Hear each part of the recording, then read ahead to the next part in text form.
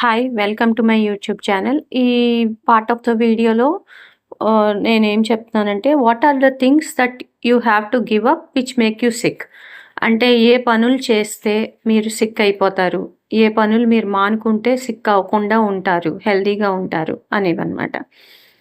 So, యూజువల్‌గా సిక్‌గా చేసేవి environmental factors అయ్యుండొచ్చు, లైఫ్ స్టైల్ ఫ్యాక్టర్స్ అయ్యుండొచ్చు, బిహేవియరల్ ఫ్యాక్టర్స్ అయ్యుండొచ్చు. అవి డైరెక్ట్‌గా హెల్త్‌ని హార్మ్ చేయొచ్చు, ఇండైరెక్ట్‌గా హెల్త్‌ని హార్మ్ చేయొచ్చు. ఫస్ట్ థింగ్ ఏంటంటే blue light exposure at night. Night time sleep cycle disturb అయిపోద్ది బ్లూ లైట్ ఎక్స్‌పోజర్ వల్ల. దానివల్ల ఓవరాల్ హెల్త్ డిస్టర్బ్ అవుతది. సో, ఈవినింగ్ 6:00 దాటిన తర్వాత, 5:00 దాటిన తర్వాత ఎలక్ట్రానిక్స్‌కి స్క్రీన్స్ గానీ, టీవీ గానీ బిఫోర్ బెడ్ తక్కువ చూస్తే మంచిది. And blue light blocking methods use చేసుకొని స్క్రీన్స్ చూడాలి ఒకవేళ అవసరమైతే. లేకపోతే మానేసేయాలి పూర్తిగా. బ్లూ లైట్ ఎక్స్‌పోజర్ అనేది చాలా ఇబ్బందికరం అనమాట స్లీప్ హ్యాబిట్స్‌కి. నిద్ర సరిగ్గా పట్టదు.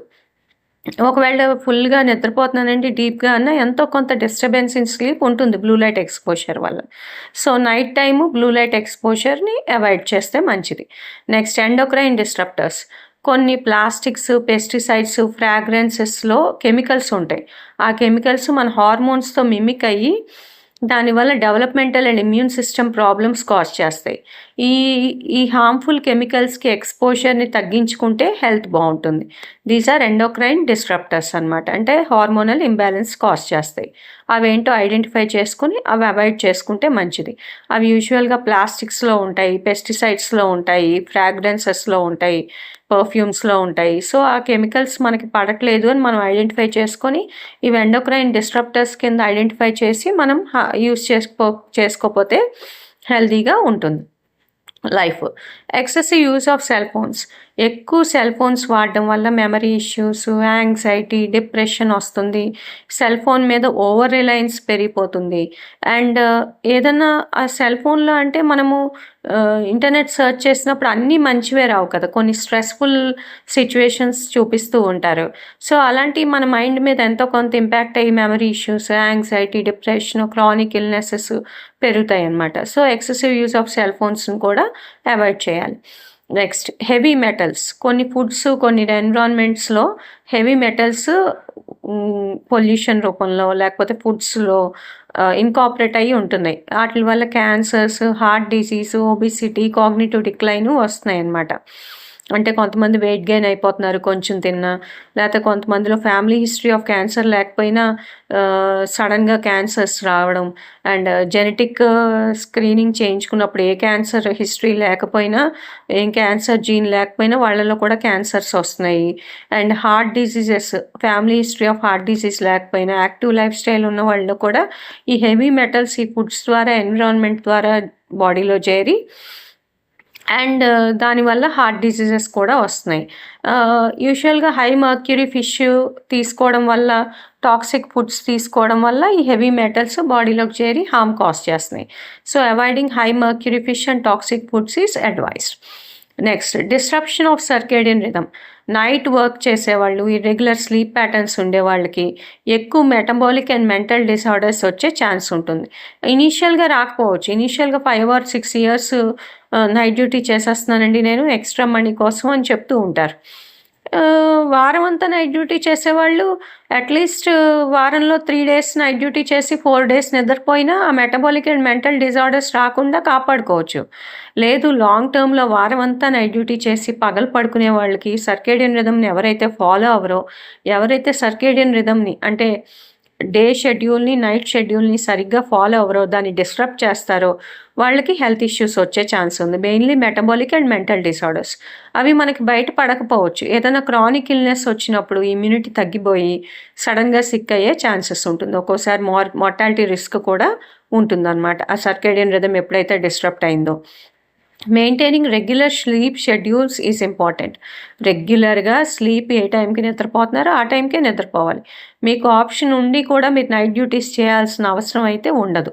జాగ్రత్తగా మనీ ఖర్చు పెట్టుకుంటే కొంచెం ఎర్న్ చేసుకున్నా ఎక్కువ దాచుకోవచ్చు. లేదు ఎక్కువ ఎర్న్ చేసి, ఎక్కువ ఖర్చు పెట్టి నైట్ డ్యూటీస్ చేయడం వల్ల లాంగ్ టర్మ్‌లో metabolic and mental disorders and chronic illnesses వచ్చే ఛాన్స్ ఉంటుంది. మళ్ళా దానికి ఇన్సూరెన్స్‌లని లేతే హాస్పిటల్ బిల్స్ అని పెరుగుతాయి తప్ప మనీ సేవ్ అవ్వదు. So, take care of your sleep schedule. Next social media over use. Social media ఎక్కువ వాడే వాళ్ళకి మెంటల్ హెల్త్ ఇష్యూస్ వచ్చే ఛాన్స్ ఉంది. లైక్ యాంగ్జైటీ, డిప్రెషన్ ఇంకా రకరకాల సైకలాజికల్ ఇష్యూస్ వచ్చే ఛాన్స్ ఉంటుంది. సో, స్క్రీన్ టైం కట్ చేసి మైండ్‌ఫుల్ యూసేజ్ వల్ల హెల్ప్ ఉంటుంది. మీకు ఎంతవరకు అవసరమో సెల్, మీకు ఎంతవరకు స్క్రీన్స్ అవసరమో అంతవరకే యూజ్ చేసుకోండి. ఏదైనా మంచి డ్యాన్స్ షో చూడండి, ఏదైనా మంచి కామెడీ షో చూడండి, ఏదైనా మంచి మూవీ చూడండి. అంతవరకే సోషల్ మీడియాని యూజ్ చేసుకోండి. స్క్రోల్ చేయొద్దు. తరచూ స్క్రోల్ చేయడం వల్ల మైండ్ డిస్టర్బ్ అయిపోతుంది. నేను సెల్ ఒక 4 అవర్స్ రోజులో వాడితే అందులో 3 అవర్స్ సమ్ యూస్‌ఫుల్ ఇన్ఫర్మేషన్ చూడడానికే వాడతాను. ఆ 1 అవర్ అన్‌యూస్‌ఫుల్ ఇన్ఫర్మేషన్ కూడా నేను డిలీట్ చేస్తూ ఉంటాను. చూడను అది. అది మనకి స్క్రోల్ చేసేటప్పుడు వచ్చినా మనం అది చూడకూడదు. ప్లస్ అసల కంటిన్యూయస్‌గా 4 అవర్స్ కూడా వాడను. ఇంటర్మిటెంట్‌గా 1 అవర్ వాడి, హాఫ్ ఎన్ అవర్ వాడి, మళ్ళా కళ్ళు కడుక్కొని, కాసేపు ఫేస్ వాష్ చేసుకొని, వచ్చి మళ్ళా స్క్రీన్ దగ్గర కూర్చోవడం, కాస్త రిలాక్సింగ్ ఎక్సర్సైజెస్ చేసుకొని, మళ్ళా స్క్రీన్‌ని వాడడం, కొంచెం అటు ఇటు నడవడం. 20, 20, 20 అంటే 20 మినిట్స్ స్క్రీన్ వాడితే ఒక 20 ఫీట్ లెంగ్త్‌లో 20 సెకండ్స్ చూసేలాగా. అలాగా ప్లాన్ చేసుకుంటే ఐ కేర్ కూడా ఉంటుందన్నమాట. So, social media over use అనేది అవాయిడ్ చేస్తే మంచిది. Negative social networks. అన్‌హెల్తీ రిలేషన్‌షిప్స్‌ల వల్ల, ఆ సోషల్ నెట్వర్క్స్ వల్ల స్మోకింగ్‌కి అలవాటు పడిపోతారు. కొంతమంది డిప్రెస్ అయిపోతారు. కొంతమంది ఆల్కహాల్ ఎక్కువ తీసుకుంటారు. సో, పాజిటివ్ సోషల్ నెట్వర్క్‌లో, పాజిటివ్ సోషల్ గ్రూప్స్‌లో ఉండడానికి ట్రై చేయండి. Choosing positive supportive social circles is beneficial. మీకు జాయిన్ అని వస్తది. ఆ జాయిన్ చేసే ముందు అది మీకు బ్రెయిన్‌కి మంచిదా, బాడీకి మంచిదా, మైండ్‌కి మంచిదా అనేది చూసుకొని జాయిన్ అవ్వండి. లేకపోతే రిపీటెడ్ మెసేజెస్ వస్తాయి సోషల్ నెట్వర్క్స్ నుంచి. We can drink to make Joy, we can drink to enjoy అలాంటి మెసేజెస్ వస్తాయి. దానివల్ల ఆల్కహాల్ ఇంటేక్ పెరిగి హెల్త్ ఇష్యూస్ తొందరగా వచ్చే ఛాన్స్ ఎక్కువగా ఉంటుంది. దానివల్ల ఎక్కువ కాలం బతకలేరు ఆల్కహాల్ తీసుకున్న, స్మోకింగ్ ఎక్కువ చేసిన. సో, ఎప్పుడైతే ఈ నెగెటివ్ సోషల్ నెట్వర్క్స్‌లో ఉన్నారో అన్‌హెల్తీ బిహేవియర్స్ మీకు అలవాటైపోతాయి. ఎప్పుడైతే పాజిటివ్ సోషల్ సర్కిల్స్‌లో ఉన్నారో మీరు మెడిటేట్ చేస్తారు, స్క్రబ్ బాత్స్ చేసుకుంటారు, స్లీప్ హైజీన్ బాగుందా లేదా చూసుకుంటారు, మీ మనీ బడ్జెటింగ్ చూసుకుంటారు, డ్రింక్ చేయరు ఆల్కహాల్‌ని, స్మోక్ చేయరు, అన్ని హెల్తీ సోషల్ రిలేషన్‌షిప్స్ ఉంటాయి. So, choose positive social networks before joining them.